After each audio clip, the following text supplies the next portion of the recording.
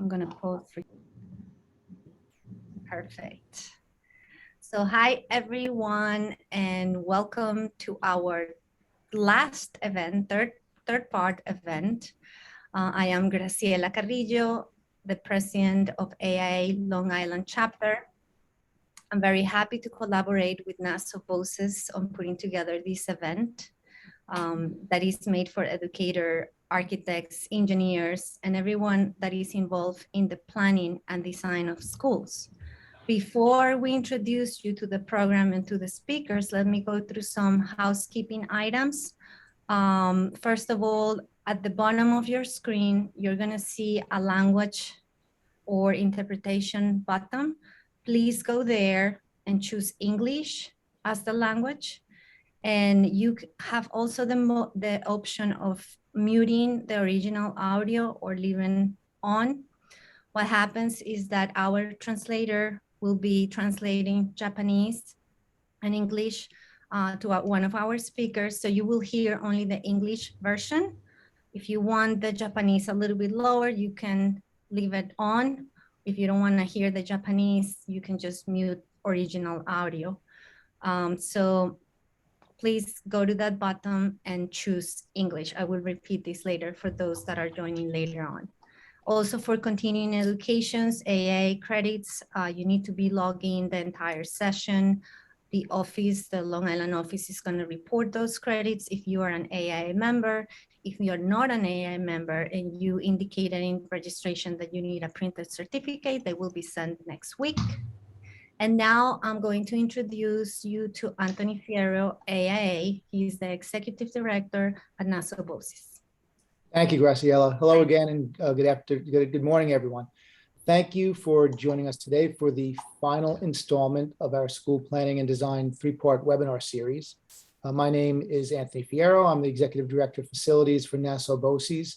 And for those of you joining us for the first time, Boces stands for the Board of Cooperative Educational Services. We are an educational agency located on Long Island, and we provide shared educational programs and services to all of the 56 school districts here in Nassau County on Long Island. This three-part webinar is hosted by Nassau Boces and the Long Island chapter of the American Institute of Architects in collaboration with AIA New York State. The series is titled Reinventing the School Learning Environment, Case Studies from Around the World. And we're featuring case studies of innovative school design projects presented by leading national and international architectural firms. So today we're very excited to have two leading firms presenting from Germany and Japan. So we're going to continue exploring the emerging trends and the challenges in school design today and discuss new educational models that could impact school design for generations to come. But before we begin the presentations, I would like to invite Dr. Robert Dillon, our district superintendent here at Nassau Boces, to share some of his thoughts. So Dr. Dillon. Thank you, Tony, and good morning and good evening to our participants here, our participants from the United States and our international participants. These are exciting times that we're living through right now. We're hopefully coming out of a pandemic, and we're going to have to take a look at how we have done things in the past and how we can do things better in the future, particularly with our educational institutions and our facilities, and how might we use them? How might we improve upon that? And again, I thank Tony and his staff for putting this together. We thank our Board of Education for their support. And I welcome a very exciting conversation today and some insights. And from our international guests, thank you very much for participating today. Have a great webinar. Take care. Thank you. Thank you, Dr. Dillon. Now I'll turn it back over to Graciela to introduce today's speakers. Graciela. Thank you. So we have two great speakers today. The first speaker is Makoto Kato. He's a principal of an architect at Atelier BNK in Japan, in Sapporo, Japan. He's also a professor of Muroran Institute of Technology and PhD. I'm gonna mute here. He also has a commendation 2009, 2010, 2018 from the Annual Architectural Design He has the 2010 Sustainable Architecture Award. And a little bit about his company.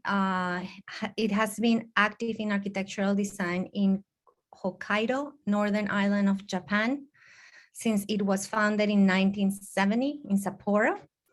BNK has designed many public spaces with sustainable technology for coal districts. The works have been praised from various quarters.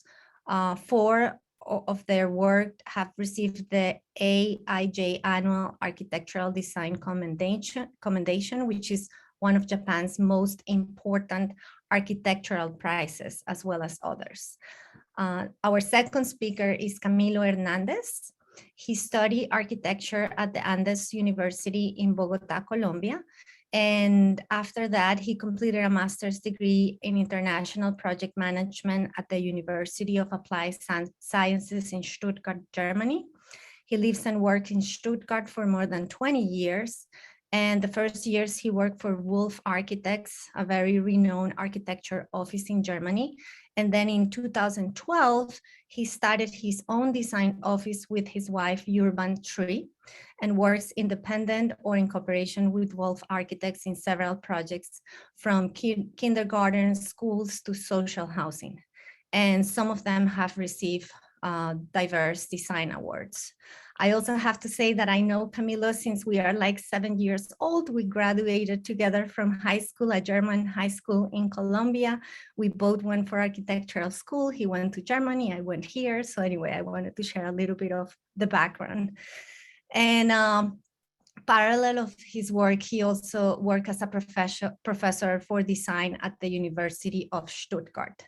So after the presentations by our speakers, we're going to have some time for questions and answers. I'm going to ask the participants to please, at any time, send your questions through the Q&A box or through the chat. I'm going to go through them at the end of the sessions. We're going to present first Makoto's work, and then we're going to present Camilo's work. Please feel free to send any questions. And again, I'm going to repeat for those of you that just joined, we have about 100 people right now in the room. Go to the bottom of your screen, choose English as the language, so you hear only the English version of the seminar. So welcome, Makoto and Camilo. I'm going to now leave it to Makoto. You can share your screen. Thank you.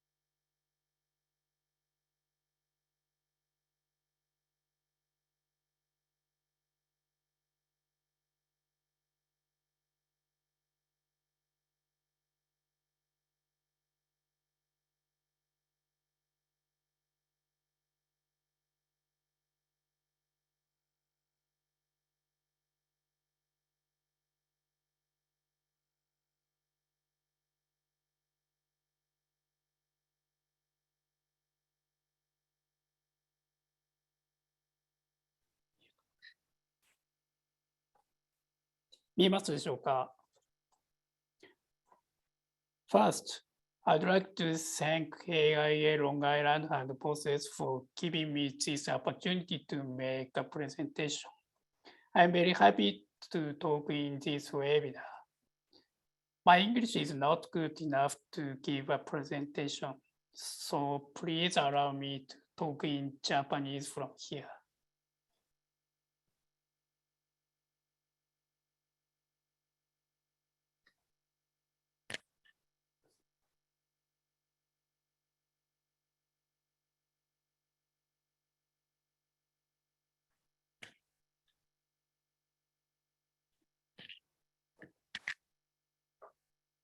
じゃあ、エミさん、お願いします。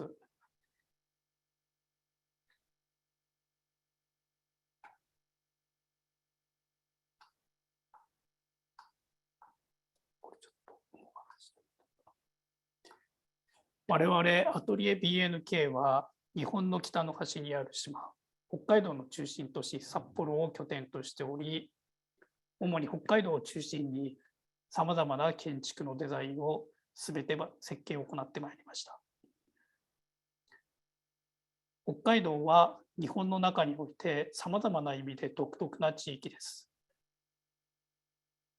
日本の気候区分は大半が温帯モンスーン気候ですが、北海道は亜寒帯地域であり、雪や寒さが厳しい気候です。また、日本の本土より人が移住し始めて150年足らずと非常に歴史が浅い場所です。さらに、日本中で今、少子高齢化とか人口減が進んでいますが、この北海道はその傾向が最も進んでいる場所の一つです。今回、このウェビナーで紹介する4つの作品、これはいずれも大都市から離れた小さなコミュニティにおける建築です。少子化が進む中で小さな教育施設をどのように豊かなものにしていくかが共通するテーマになっています。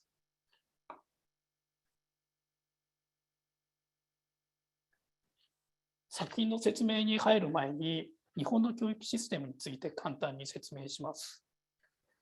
義務教育として6年間の小学校と、それから3年間の中学校があります。さらに3年間の高校、そしてそれ以降大学などがあるのが一般的です。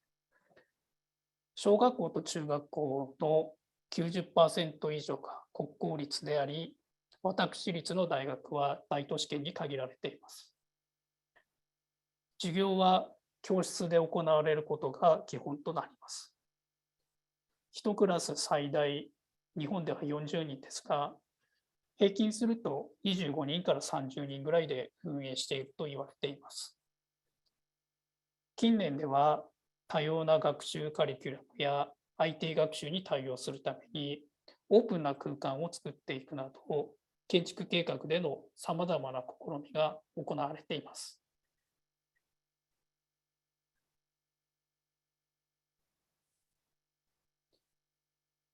それでは具体的な作品を紹介します。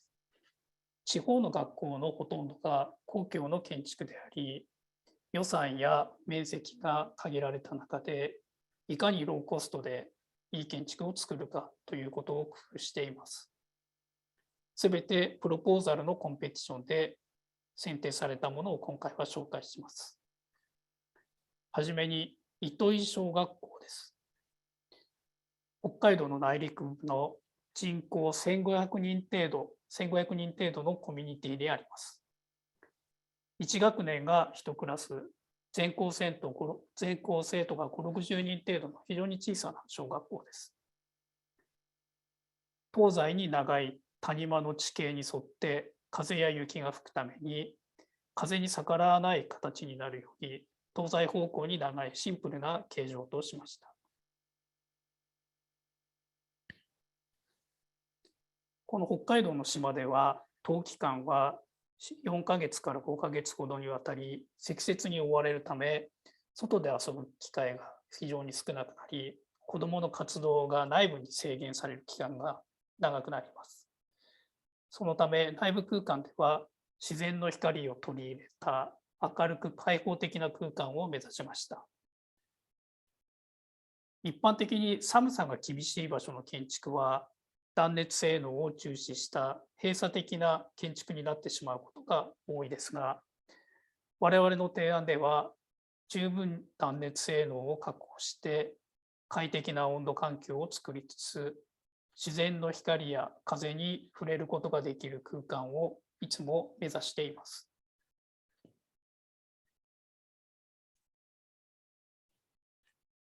平屋の建築であり、床部分、それから構造加工、屋根、この3つの部位を重ねた構成です。校舎部分とそれから体育館部分、これを一体につなげて外壁面積を小さくして冬期間の熱負荷を小さくします。校舎部分は地場産の木材で屋根を作り全体を覆います。その上に2つの大きなトップライトを作り、自然光や自然の風の流れを作ります。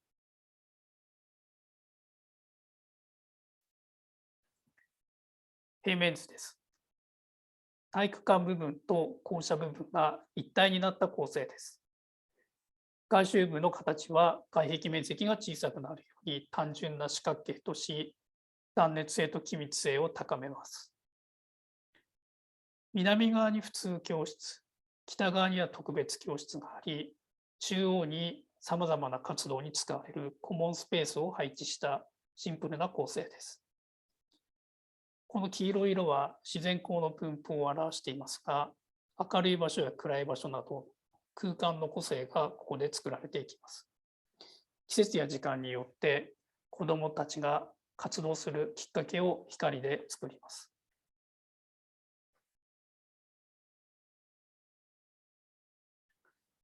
大きなトップライトが特徴的な断面図です。冬の間はトップライト部分の空間を生かして熱をためながら効率的に温度環境を保持します。また風の流れを作り自然換気を促します。外観のデザインです。大きな2つのトップライトの形が特徴です。奥に体育館が見えます。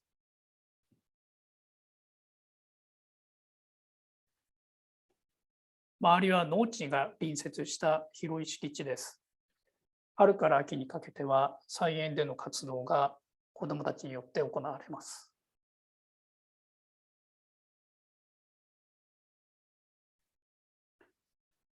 これは体育館部分が手前にあって、奥に校舎部分がある写真です。深い軒が周囲を回っています。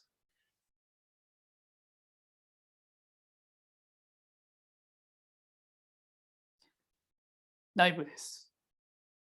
中央のコモンスペースの部分です。全体に広がりのある一体空間を作りますが、トップライトからの光がある場所と、それから影になる場所を共存させていくことで、子どもが活動するきっかけを作ります。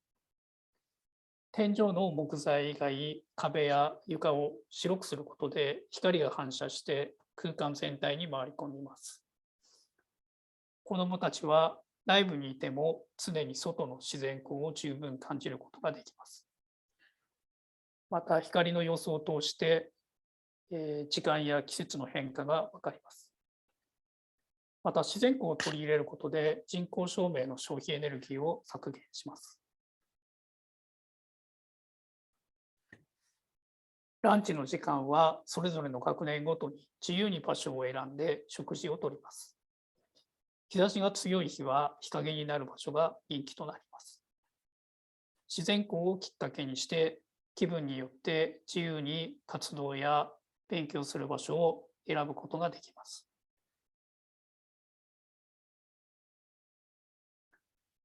トップライトの真下はブラウジングコーナーや自習コーナーがあり、さらに奥の図書コーナーや PC コーナーが連続しています。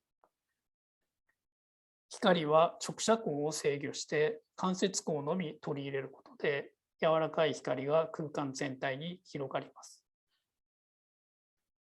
自然の光を素直に反射させる素材を使います。ここでは構造や家具を木材を使って質感を出し、それから床や壁は白くして光を明るく拡散させていきます。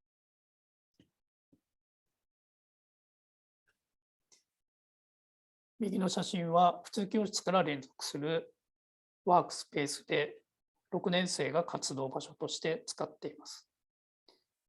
また左の写真のようにいくつかの閉じた部屋をシリンダー状に丸くして点在させて子どもの動きや空間の明るさに変化をもたらします。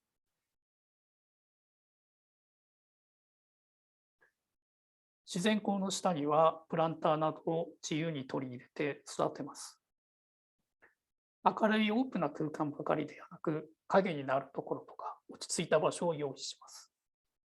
建築の色や素材、要素をできるだけ限定してディテールの数を減らすことで、あくまでも子どもの活動の背景になるような空間を作ります。拡大した平面図です。教室のスペースと特別教室の間にコレクティブな空間を作り、全体を一体化させていきます。少人数の学校であるため、教師全体が一つのチームになって、子どもたち全員と向き合ってカリキュラムを進めていくようなイメージです。したがって、教員と子どもが一つの場所で活動するような、このような一体空間がふさわしいと考えます。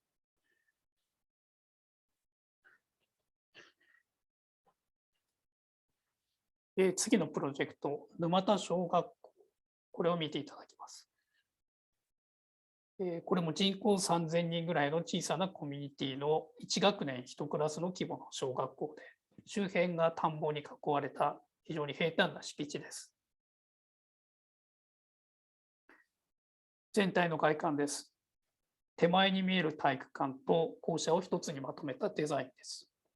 見通しがいい場所なので、裏手を作らないで、どこから見ても学校だと分かる特徴を持たせます。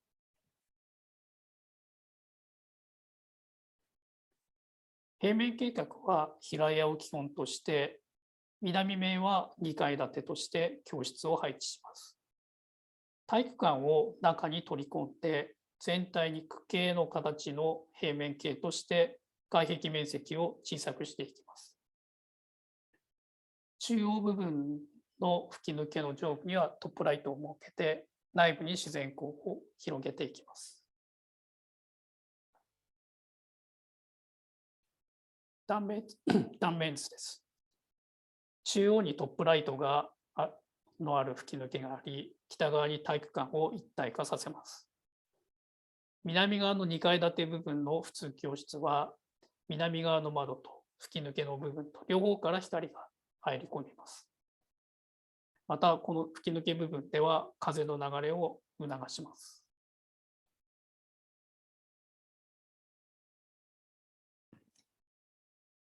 南側の正面玄関の部分です。スクールバスの発着所にもなります。1階部分に深いひさしを設置して、日射遮蔽、壁の保護、さらには雪の時に下を歩けるような空間を確保します。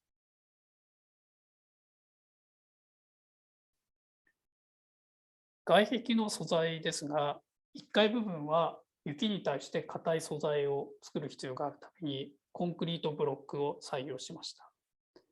また2階部分は軽量化するためにメッキ鋼板を採用しました。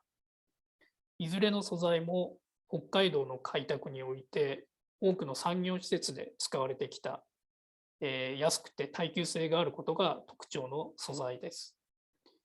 このような粗い工業製品を現代的なディテールを用いて公共施設に使っていくことで、開拓時代の風景を地域の中に残していくということを試みています。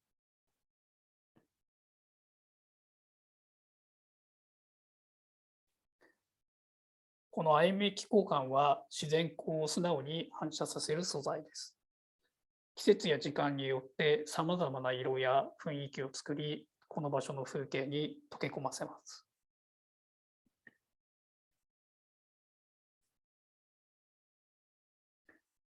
内部です。中央の吹き抜け部分は学校の中心であり、子どもたちが日常的に集まる場所です。右手には2層の教室、それから左手には図書コーナーなどがあります。奥行きが深く、自然光によってさまざまな明るさの空間が連続していきます。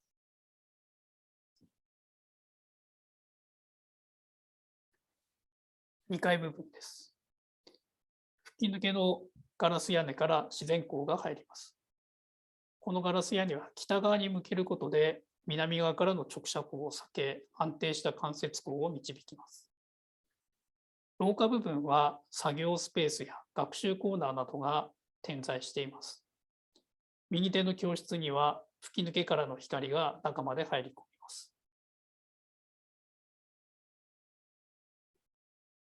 左のは教室の様子ですが、吹き抜け側の光と、それから南側から両方から光が入って、照明を使わなくてもいい環境を作ります。右の写真のように、廊下部分は非常に明るい場所で、子どもたちが学習したりするなど人気のあるスペースになっています。吹き抜けは大きなスケールと広がりを持たせた場所です。展示や集会などに使われます。床を木材にする以外は白系の色を採用して自然光を全体に拡散させます。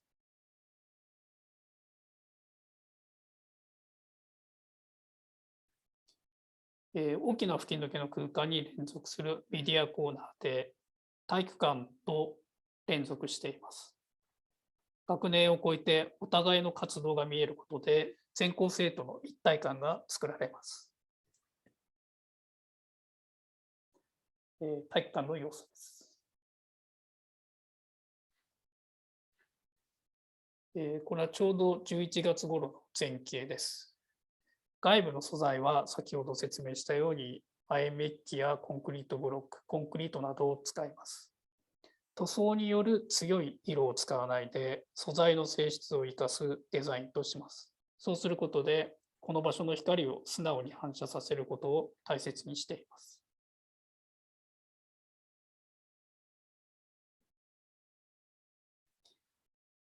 続きまして3つ目のプロジェクトですが、これは黒松内中学校リノベーションのプロジェクトです。この下の写真にありますように、できてから30年を経た校舎をリノベーションしたプロジェクトです。一般に建築が老朽化したり、それから現代の用途に合わなくなってきた場合、建て替えるだけではなく、リノベーションするという選択肢は当然あると思います。この学校では人口減少に伴い子どもたちの数が減り使われなくなった教室が多くなってきましたが、その余った面積を活用して子どもが集まる場所を作るプロジェクトです。具体的には上の図がもともとのあった校舎の断面図ですが、この赤い部分のところの床や梁や壁をすべて解体して撤去します。そして下の図のように新しくできた吹き抜けの上からガラスの屋根をかけてオープンな空間を作りました。この吹き抜け部分を使って自然光の活用、自然通風を促し、消費エネルギーの削減を行います。また建築の躯体重量が小さくなることで耐震性能が向上します。これがちょうど解体している時の写真です。断面図です。新しいコモンスペースを中央に作ることで消費エネルギー全体が小さくなります。この2階に教室を配置して両方から光が入ることで明るい空間になります。また風の流れを促すことで自然換気が生まれます。全体にこの中央の吹き抜け部分が明るくなるだけではなくて、教室に対しても明るい空間が作られます。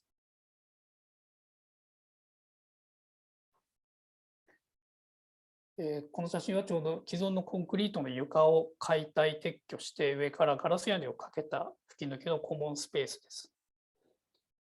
北側から自然光が入り、空間全体に柔らかい光が回り込みます。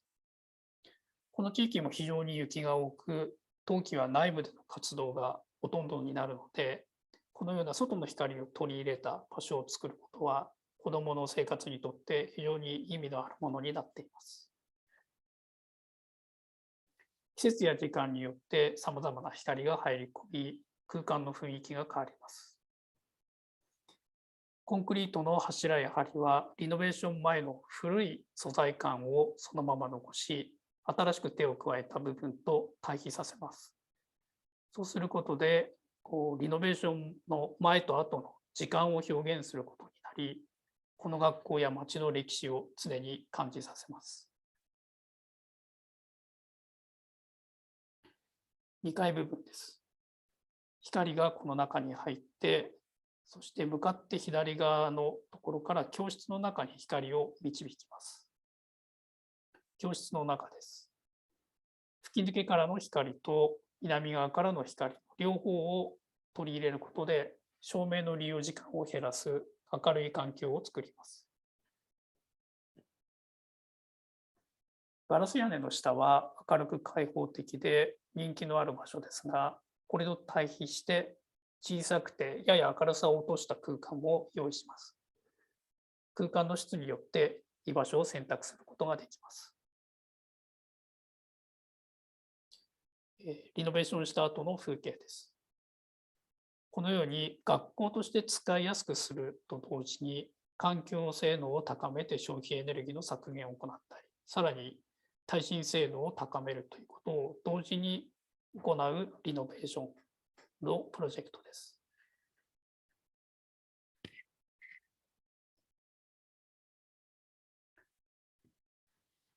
それでは最後のプロジェクトですが、これは学校建築ではありませんが、地域全体で教育を考えていくというきっかけとして、高須地区住民センターというのを紹介します。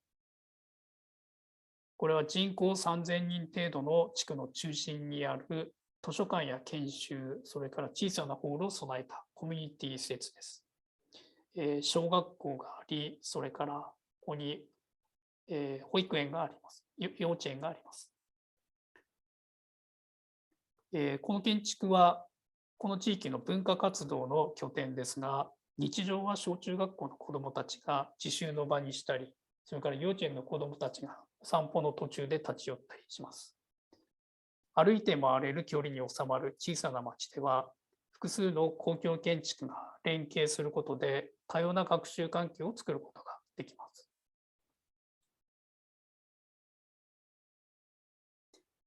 外観のイメージです。平屋の建築で低く全体を抑えることで周辺の住宅地のスケールになじませて威圧感を出さないようにします。この建築においても四角形のプランとして外壁面積を小さくします。また複数の出入り口をつけることで地域のさまざまな方向からアクセスできます。外周部はやや閉じた作りですが、内部に広がりのある中庭を設けます。この中庭を中心に図書室、それからホールのホワイエなどが面しています。屋根にはトップライトを随所に配置して、建築の中央部分に光を導きます。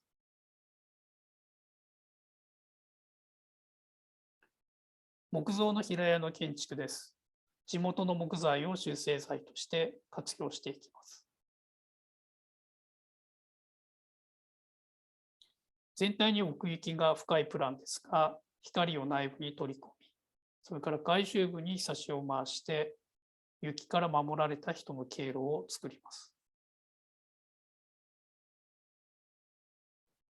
冬の外観です。平屋の建築ですが、天井の高いホールなどがシンボル的に見えてきます。エントランスから中に入ったところに広がりのある中庭があって、イベントに活用したり休憩の場になっています。この中庭越しに図書やホワイエなどの活動を見渡します。中庭の様子です。図書のゾーンです。一般住民だけではなく、放課後の小中学校生や日中は保育園の子どもたちが頻繁にここを利用して地域の人たちと交わります。中庭に面して細い木材の部材で繊細に空間を作ります。中庭に向かった空間です。木造で作ることで落ち着いた親密のスケールを作ります。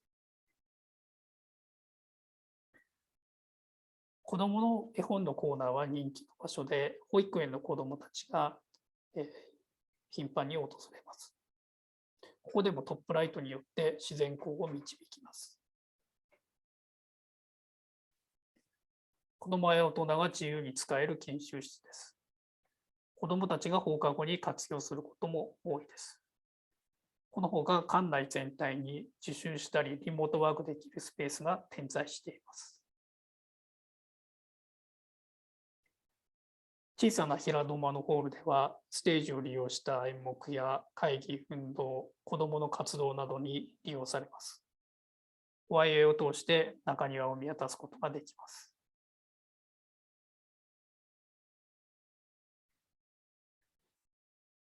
このように少子高齢化が進む地方の小さな町では、地域のコミュニティ施設と小中学校の連携を今後工夫しながら深めていくことができると考えます。そうすることで、地域に密着した教育の在り方についても考えるきっかけになります。以上で、私の事例紹介を終わります。ありがとうございました。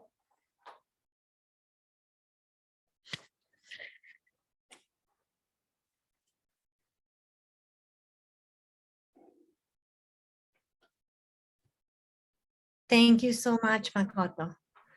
We're going to start now Thank you. with Camilo's presentations. You have to unmute, Camilo. You can share your screen now. Thank you so much.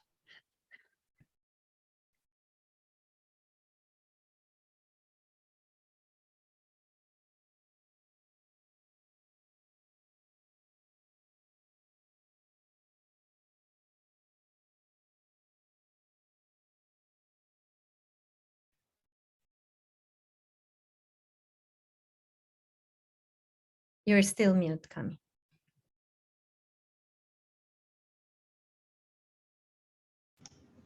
Okay, Yeah. can you hear me? Yes, I can. Okay. Thank you. Perfect.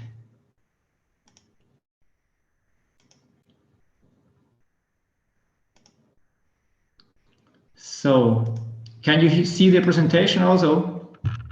Yes. Also, good morning and good evening, everybody. As said, I am Camilo Hernandez. Thank you for the introduction. I want to thank you for this invitation and for the organization of these amazing events. Applause for you, Graciela and Tony. As Grace said, I am a Colombian architect living and working in Germany for the last 20 years.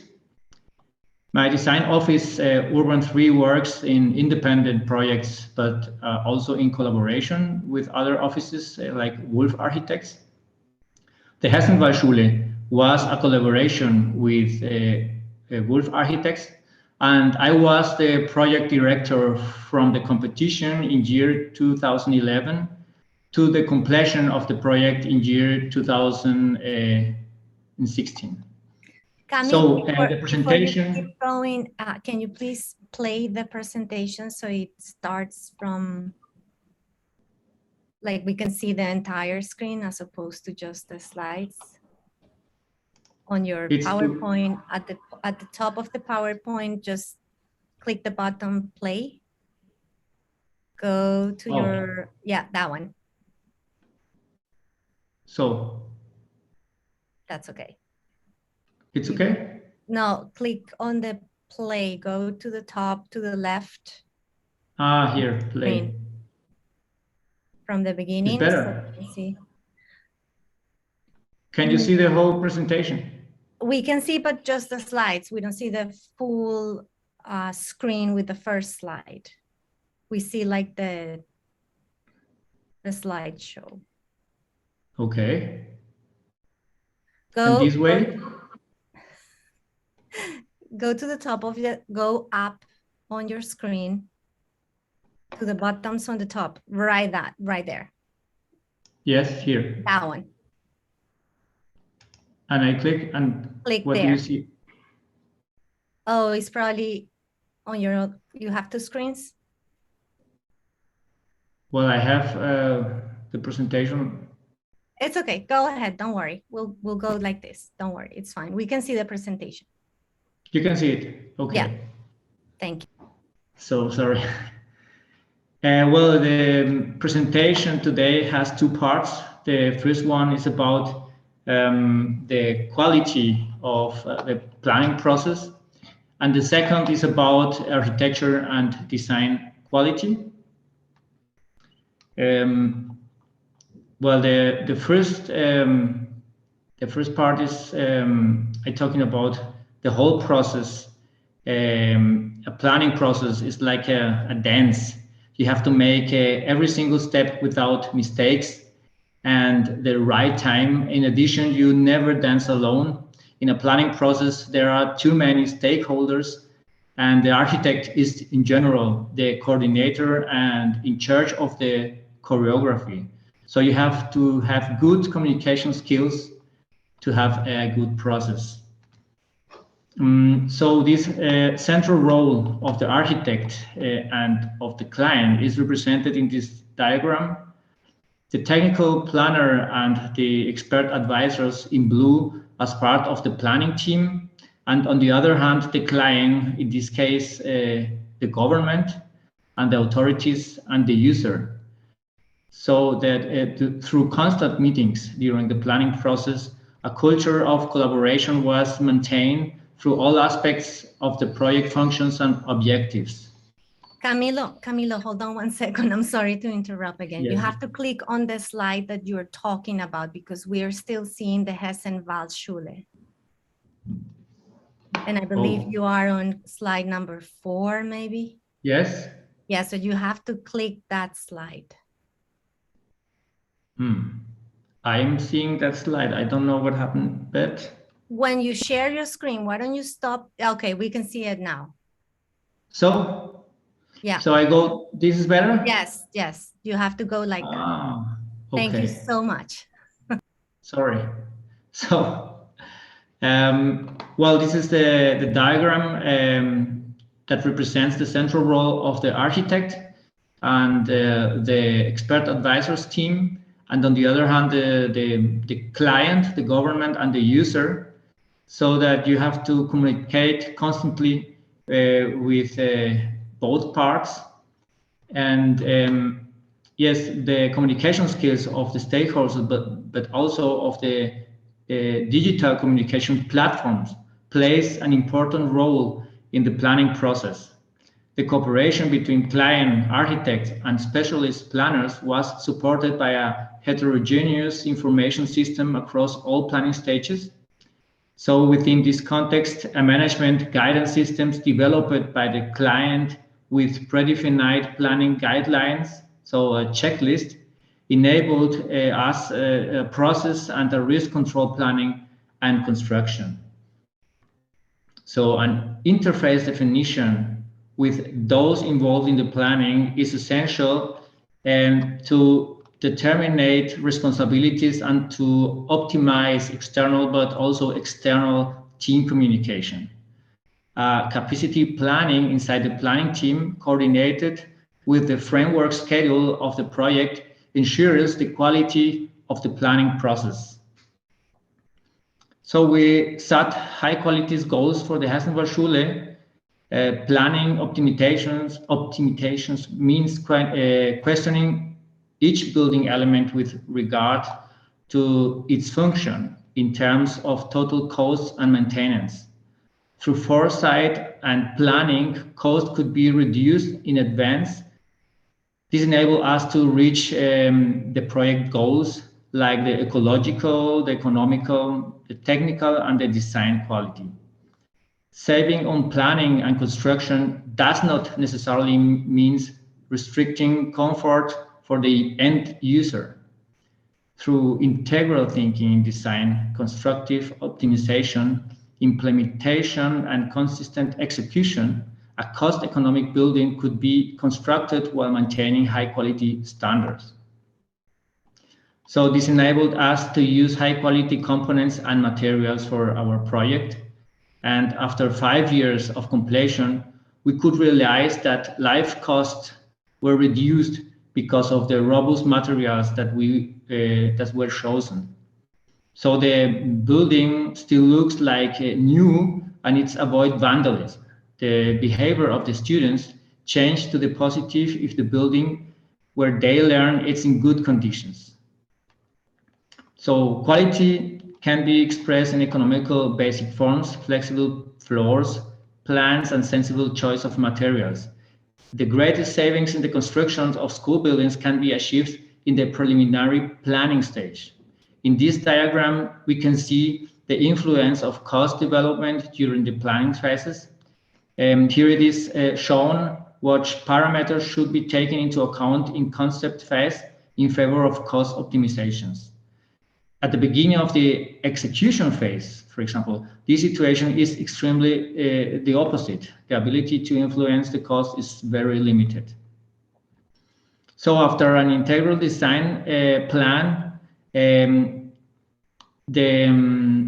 objectives were continuously tracked and further developed throughout all phases of the project by means of a collaborative approach in the form of workshops, presentation, and discussion groups with the project's participants. So the project process in Germany is defined in 9 phases.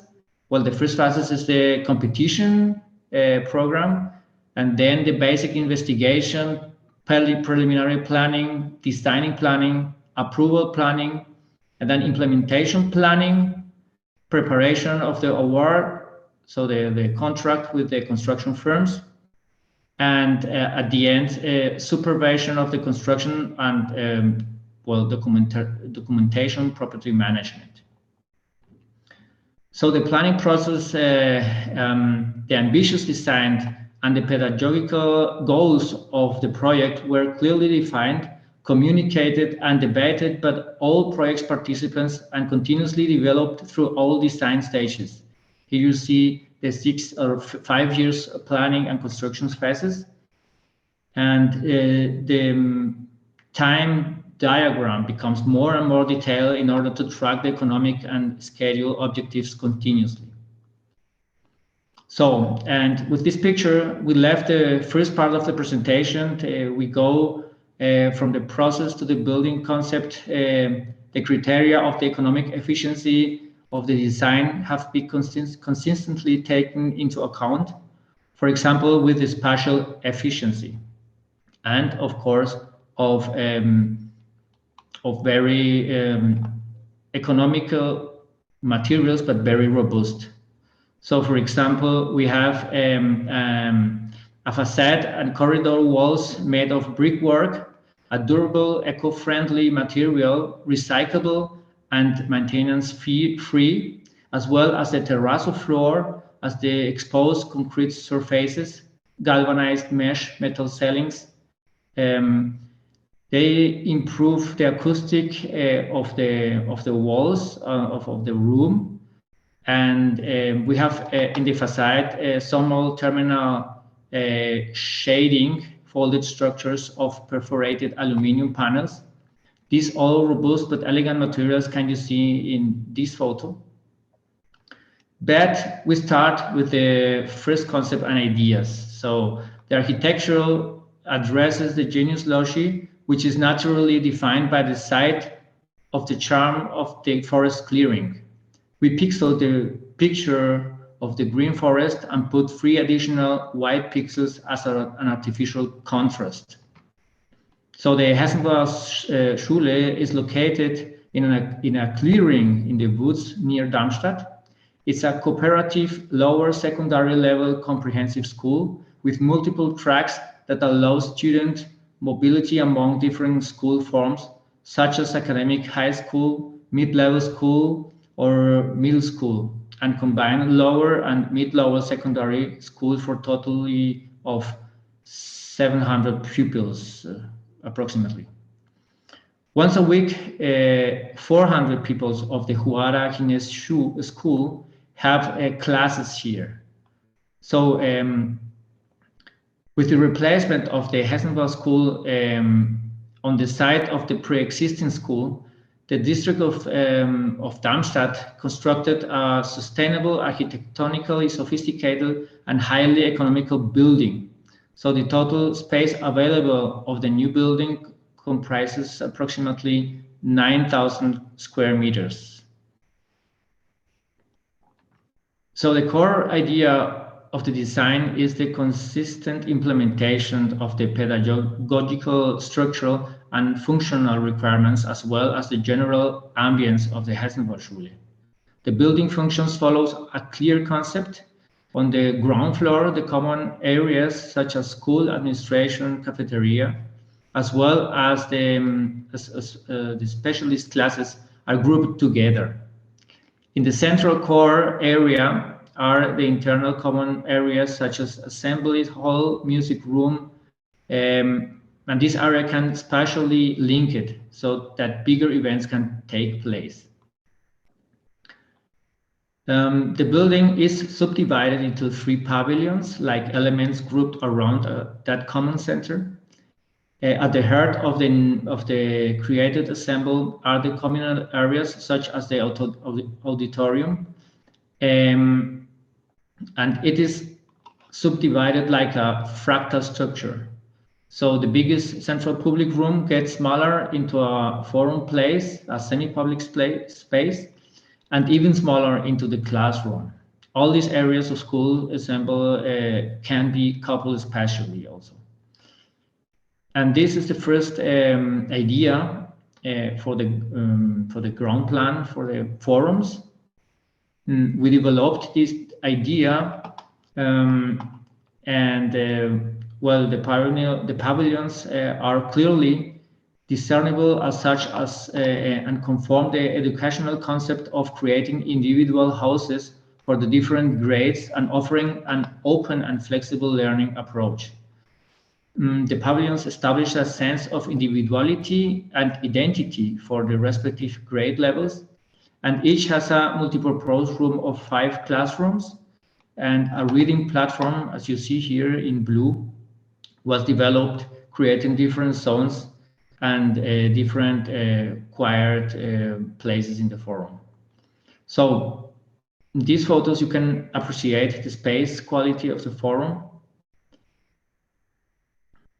And the furnishing is also a crucial theme to complete the space design. Through weekly project meetings and workshops with the school staff, headmaster, and teachers on specific topics such as interior furnishing and technical installation in the classrooms, a cooperative planning process was ensured. The aim of the process in the context of the workshops was to generate ideas and measure for the optimal coordination of school equipment and classroom usage. The basic principles for the cooperative planning included equity for all the participants and a constructive and fair environment within the planning group, where every idea was important. So this required a flexibility in the planning, because there come other ideas from the teachers and we have adjust our concept. But here are some examples of different teaching methods with triangle tables. And this is the product was we choose for this different teaching method for this school. No frontal teaching was required. All are equipped with boards and board rail systems with rail arrangement. So here are the finished rooms. We deliberated worked with just few colors because we know how colorful a classroom can be later. And here are other examples of furniture in the school. This is the canteen or cafeteria, a little life layer, and a curving counter in the teacher's room. And okay, I'm talking now about the facade. The Hessenwald School is distinguished by its facades, which are made of exposed brickwork with a light gray whitewash and punctuated by a large horizontal window openings set within, and the facade makes a conscious contrast with the outer space. The open space between the buildings and the edge of the forest can be used as required with small garden spaces, such as garden laboratory or school gardens or green classroom. So the next pictures show the design process from the idea to the detail of the brick facade. The drawings are becoming more and more concrete, This is the rendering after the planning process. And after the construction phase and experiments with colors, this is the result, an elegant building, an artifice contrast in the middle of the forest. So this building has also passive house equipment. The Hessenwald School was built according to the Darmstadt state standards for sustainable building, as well as the standard criteria defined by the Passive House Institute for passive buildings. The challenge was to develop the functional and technical requirements of the building in coordination with the client, to work out both construction and economical issues in order to keep the deviations from budget limits as small as possible, and still successfully comply with the Passive House Institute standards. So fundamental key to meet the energetic standards is the facade and the central hall in this building. The central hall, which is suffused with light and sights, the natural surroundings with its booths and surfaces, and the terrazzo floor. So the perforated sun shading in front of the peripheral gallery filters the daylight, creating an atmosphere which like under the trees. So the next pictures show the design process from the idea to the detail. So here the airflow diagrams and the implementation of the details, to here the materiality. So here we see the indoor materiality. The building allows for a direct experience of its space in all of their dimensions: materiality, light, color, proportions, joint, detail, and much more. They are a direct part of a very experience in which aesthetic and building culture are increasingly important. That these criteria can be implemented in an affordable way depends not only on the size of the building, but also on good planning. So, and now I want to show you a video about the indoor environment. So I hope it functions.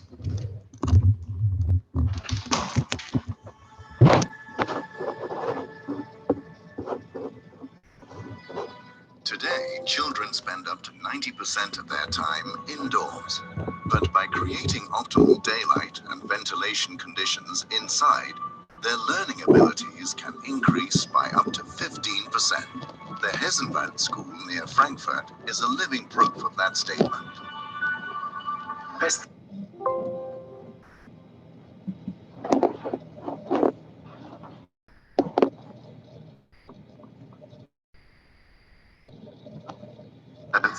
Every year, the children spend approximately 200 days in school, with 70% of that time inside classrooms.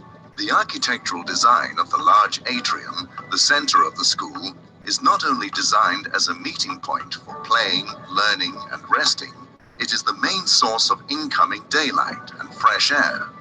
Wir haben hier ein ideales Klima. Ein Klima erstmal, wie man sich hier wohlfühlt. Die Architektur ist toll, die Lichtverhältnisse sind super und natürlich auch die Temperatur. Wir können hier sehr gut arbeiten, wenn man sagt, dass es ganz, ganz wichtig ist, dass die Lehrer und Schüler gut miteinander arbeiten. Dann stimmt es, aber die Basis muss da sein, der Raum muss da sein. Man spricht hier nicht nur vom Raumklima, man spricht auch vom Lernklima. A good indoor climate is important for everyone's quality of life. Fresh air increases the ability to concentrate and learn. And at the same time, it reduces allergies and the risk of poor health. The future challenge is to embrace this insight and to use the potential of modern building components to bring daylight and fresh air into our educational institutions. Every day, everywhere.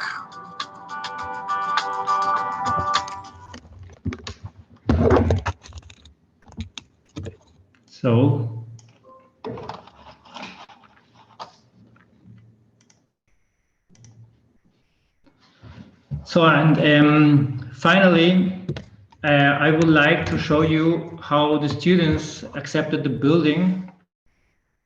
Several events, including music concerts for external audiences, take place frequently in the hall. So, and due to communication between the planning teams and client authorities and users, the project demonstrates an optimal planning and construction process. For example, deadlines and construction costs were met. And after the completion, the school was very well received by the teaching staff and students and received several awards. So, and last week, for example, was part of Flash Lines, an art project where 30 buildings and objects in the region were staged with color projections. I guess this is a film, yes. And with this picture, I'll finish this presentation. So thank you for your attention. Danke für Ihre Aufmerksamkeit. Thank you, Camilo. That was great. And that was last week that exhibition with the lighting. Okay, wait. I have to. Thank you so much, Camilo and Makoto. I hope we can inspire all of you here in the session today to look at different options and possibilities for design. We have shown work from France, from the States, from Japan, from Germany, great examples of school design. We have a few questions for you. I'm going to start with one in the chat from Gary. The question is regarding the design, and I'm going to ask you first this one. When you're during the design phase, how do maintenance requirements, both mechanical and custodial, factor into your design choices? Meaning, when you're working on the design phase, do you take into account the maintenance of the building, of the different finishes, of the different spaces, mechanical system? Do you think about the long term? How is this going to be maintained? Like what are the factors that you take into account during the design phase?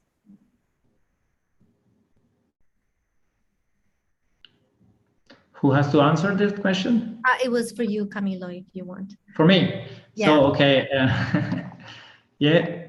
Thank you for the question. Of course, that is a very important part of the planning process. So at the beginning of the process, you can make the decisions to make low cost optimization, but also not only in the materials, but also in the maintenance and the life cycle cost. And that's why we choose very robust materials like concrete and terrazzo flooring. These materials are not not so cheap, but in the maintenance are very, very cheap, and they stay in very well state during a lot of years. If you choose other flooring materials like linoleum, they cost perhaps 50% less, but you have to change it in 15 years. The problem is during these 15 years, this floor is going to be damaged, so that you have to live with this damaged floor about 7 years till you can change it. And in these 7 years of damaged floor, the pupils, the the behavior of the pupils change in the building, vandalism starts to be a big problem. And that's why robust, not expensive, but little expensive materials are better for long-term cost optimizations of the buildings. Thank you, Camilo. Makoto, would you like to add something to that?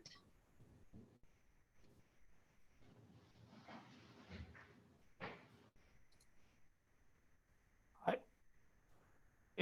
カミロさんの意見に私も大半は賛成ですが、少なくとも建築を作るときにはこの耐用年数とかどれぐらいのメンテナンスが必要かということで素材やデザインを決めていくっていうのはすごく重要な要件だと私も考えております。Thank you so much. We have a question for Makoto. The first question is, are all school buildings in Japan designed to mandatory earthquake and tornado standards? Are these buildings also used as shelters during natural disasters? This is a great question. はい、質問ありがとうございます。日本の学校では基本的にはこれが災害時の避難場所になるというのはある程度前提として作られています。で特に竜巻は日本はない、風の強いところはそれほどないんですが、特に地震などに対しては十分対処しますし、でそのために建築として求められているのはやはり耐震性、地震に強くあるということと、それから防火性能、火災に強いということのこの2つをしっかり作っています。私が先ほど見ていただいたプロジェクトも木材なんかをかなり使っていますが、あれでもしっかりと防火性能のことも基準をクリアするように配慮しながら作っています。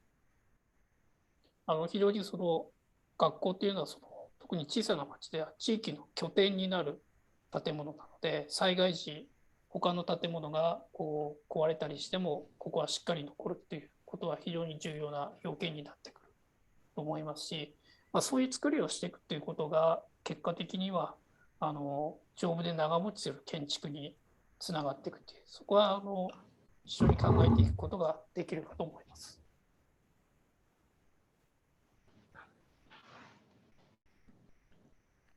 Thank you, Makoto. Also, there is a question regarding, and I believe this applies for both of you, but I'm going to ask first Makoto. For Kato-san, the ceilings in the high school seem to be very visually clean with no sign of ductwork for HVAC. What mechanical system is used for heating? Is there mechanical ventilation in the building and mechanical cooling?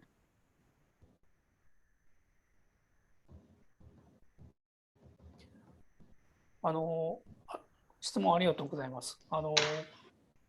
この屋根のガラスを使ったりするというのは公共的なパブリックなスペースで使っていくのは非常に難しいというか、特に我々の住んでいる雪の多いところとか、それから寒さが大きかったり寒暖差が激しいところではなかなか使っていくのは難しいんですが、屋根面に雪が積もっても溶けながら落ちていくとか、あるいは水漏れが入った水もしっかり中に入ってから外に逃がすとか、そういう技術の革新というのを我々はいろいろ今まで10年以上積み重ねてきました。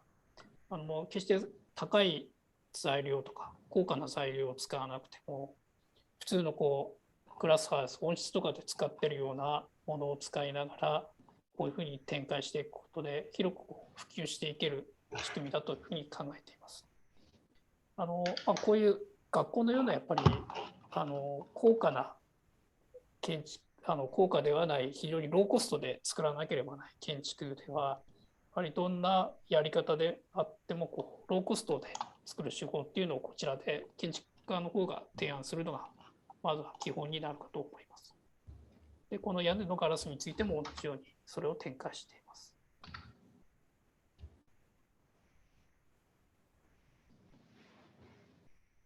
Thank you. Camilo, do you have something to add about mechanical systems for those open systems? Yes. Well, the Hessenwahl Schule has a passive house standard, so we had to make mechanical ventilation. This is a must if you want to have these standards. But we put the whole technical mechanical ventilation system at the bottom of the building, so that we hide this system completely. So that is why you see that the building is not like square. It is not had some well, this is like a Open ceiling. inclinated roof. So, but at the end is only the wall. Inside, this is the technical system there. And we have also a galvanized mesh metal ceilings inside the building, so that behind this system there are a lot of ventilation structures that you can see. But this is completely transparent, and you can, through the whole ceiling, metal ceiling mesh, you can put this system and bring air wherever you want. This is a very flexible system, and you can see it. This is the cheapest way to introduce such a system in a good design and room quality. Thank you. And I think we have a last question, and I'm going to ask for both of you. We will start with Makoto. With this open school design, like layouts, how do you deal with security to protect the students and staff? Like, we have a lot of issues. We're always thinking about security in the schools in the States, of course, with the previous issues that we have had with safety. I'm not sure if that's the case in Germany and Japan. Would you like to share your thoughts about that? Makoto first, thank you.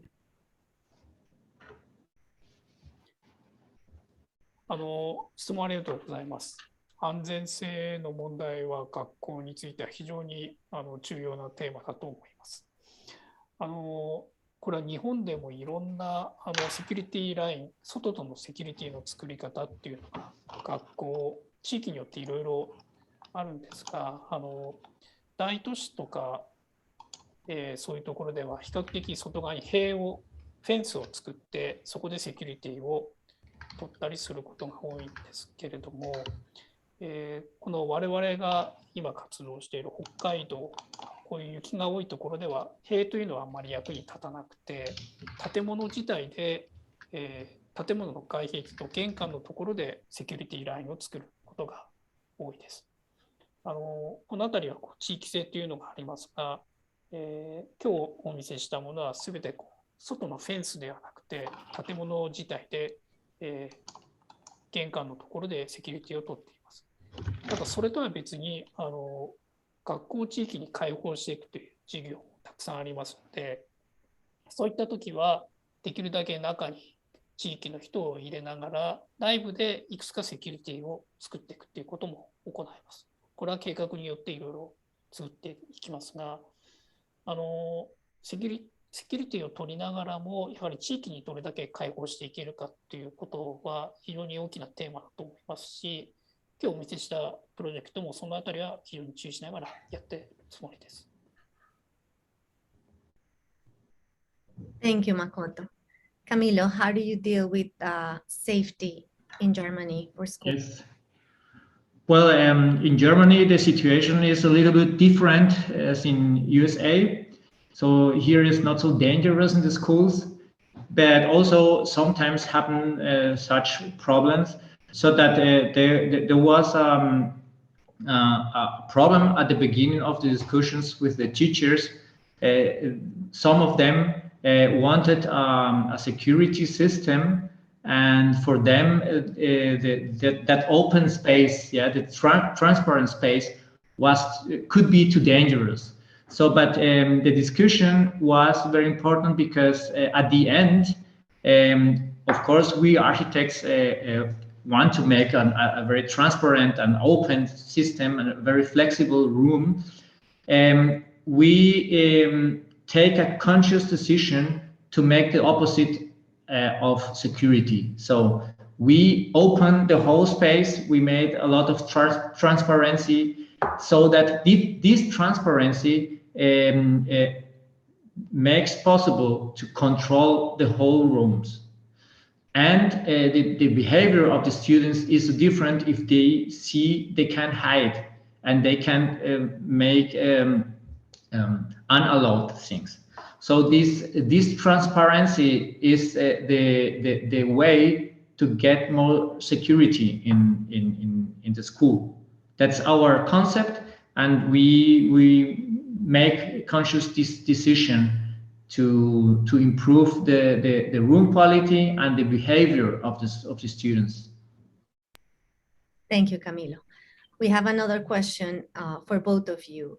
What are the current trends in design strategy in Japan and Germany due to the pandemic? So if you have noticed like different design strategies, I'm going to start with Makoto, please.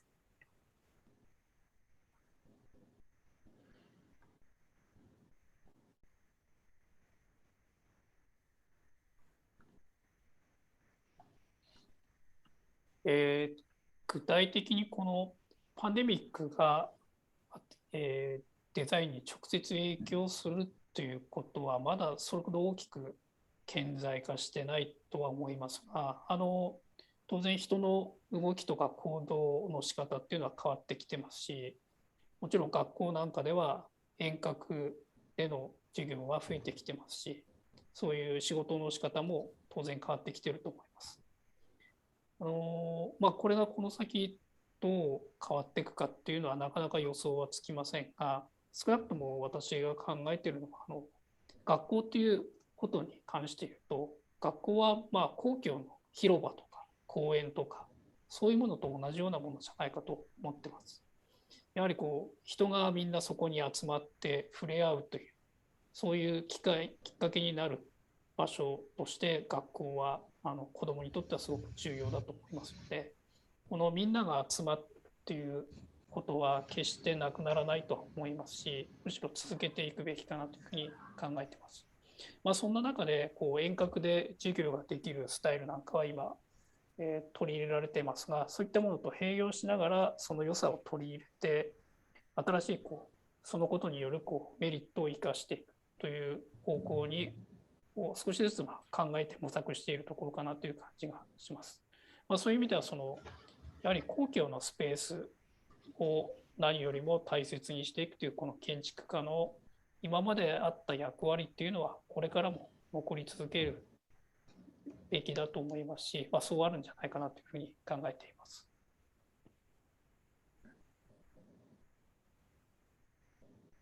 Thank you, Makoto. Camilo? Well, at the Hessenwald-Schule project, there was no corona, so that was not a theme, but I still building other schools and kindergartens, and in the last time, there are a lot of other requirements about filters and ventilation systems, so that they have a lot of, or they bring more air that normally. That's the actual situation for the schools. They changed the requirements for that, and on the other hand, the building itself hasn't changed, but the furnishing, the furnishing and the groups, the way to make groups. The groups are now not 30 students or pupils. There are smaller groups, and they alternate other rooms, so they make classroom outside or in the sport places. so that they are very flexible in the use the rooms in the school to make possible these small groups of students. But the building itself didn't change at all. Thank you so much, Camilo. And I think those were all the questions we had so far. I think I would like to let Tony do the closing remarks. But before that, thank you so much, Makoto and Camilo, for your time in putting together these presentations. For us, it's really an honor to have you both here today. Tony. Thank you. Thank you. Thank you, Graciela. That concludes today's webinar and this webinar series. But before we sign off, again, a very special thank you to our speakers today, Camilo Hernandez from Urban 3 and Makoto Kato from Atelier BNK for their outstanding and very informative presentations. I know that we're all going to benefit from your insights and great examples on how we can begin to transform school design during these changing times. I'd also like to thank our presenters from the first two webinars, Prakash Nair and Rani Zimmer Doctori from Educational Design International, Dominique Coulon from Dominique Coulon Associates, Pamela Luffelman from DLR Group, and Sean O'Donnell from Perkins Eastman. I'd like to thank Dr. Dillon, our Nassau Boces District Superintendent, for his participation and his support throughout this series. Also, Dr. Archie France, our Nassau Boces Associate Superintendent, for sharing her thoughts at the second webinar. Thanks to our Nassau Boces Board for their strong support for this entire initiative. Thanks to everyone at AIA Long Island and Graciela Carrijo for all of your hard work that were provided through the entire webinar planning. Special thank you to AIA New York State, as well as our sponsors who helped make this event possible. Also to all of our sign and language interpreters who did a great job throughout this series, Emi Araki, Eric Huberger from our first session, and Nicole O'Donnell, who's been with us through the entire series for the last, actually for 2 years now. Finally, I would especially like to thank all of you in the audience. We hope you found the 3 sessions to be helpful and informative. As I've stated throughout the series, you are the stakeholders in education, and all of you play a critical role in driving this important conversation. Your voice is essential in moving this discussion forward, and we greatly appreciate you taking time out of your busy schedules to participate in these sessions. Before we close, I just wanted to mention that you can view these webinars, all of the presentations, on the Nassau Boces website, and that's at www.nassauboces.org. Also on the AIA Long Island website at www.aialongisland.com, and on the AIA YouTube channel. So we plan to continue these webinars in the months ahead, focusing on other school planning and design related topics relevant to educational facilities. We'll send out program announcements to all of you as we develop our future webinar topics. So again, our sincere thanks to everyone who made this webinar series possible and so successful. So we hope to see you again soon. So take care and be well. Thank you again. Thank you, everyone. Have a great day. Thank you. Okay. Thank you. So